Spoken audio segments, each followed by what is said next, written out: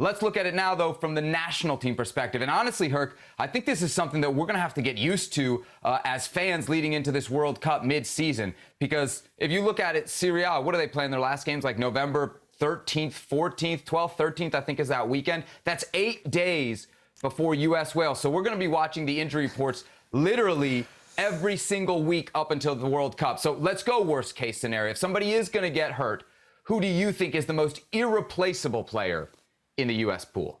It's Weston McKennie. Weston McKennie is the most impactful player in this U.S. men's national team pool, and it's not even close. It's not close. It's not just the goals, because he scores a bunch of those goals, and in timely manners against big opponents. It's not those goals, okay? It's not the assist. He gets those too. It's not the way he does box to box and how he's defensively, I don't want to say sound, but just chaotic, and he does things against the opponent. Ball winner. And yes, and for your team. It's not all that. It's his infectious play. In the best possible sense of the term, it's how he makes others better. And if you want to get down to the root of it, it's how pedestrian the U.S. men's national team looks without him. That really is the case. I got to disagree with you here. I got to go with Christian Pulisic. Look, Christian Pulisic, whether it's goals or whether it's assists, is your most likely goal creator at the World Cup. Bottom line, 5 goals. He led the team in qualifying, right? He's the top scorer for the U.S. no matter what role he's playing. He's the guy that's going to get you goals. Those goals are eventually going to get you points. And those points, Herc, are what's going to get you out of the group phase. The other thing here is I look on paper, and I'm thinking about players who you have given a lot of love to in midfield. Luca Della Torre, Yunus Musa. You seem to love the idea of Brendan Aronson in midfield. Do you not now trust those guys to get the job done without McKennie? I just don't think there's anybody like McKennie. You mentioned Yunus and Luca, not two guys that are very good in between the boxes, but not necessarily come up on the score sheet or maybe the direct pass to be contributed to the goal. They're the play before that, which are very good players.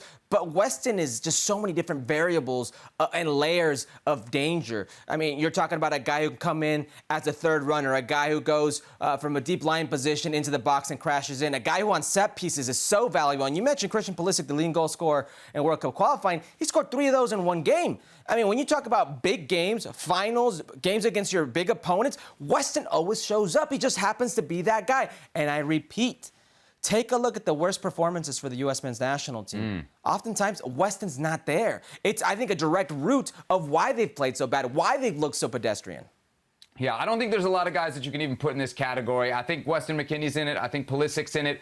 I think Tyler Adams is probably in it as well. I think he's another guy that you say, hey, when he's not there, you really notice it. Other than that, I don't know if anybody else is in there. The only guy who I can even think to maybe put in would be Walker Zimmerman, and that's almost by default, huh?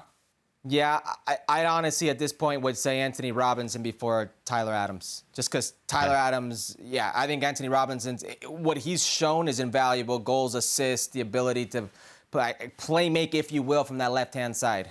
Well, thank you very much for watching ESPN on YouTube. For more sports highlights and analysis, be sure to download the ESPN app. And for live streaming, premium content, and let's not forget as well, ESPN FC 7 days a week. Subscribe to ESPN+.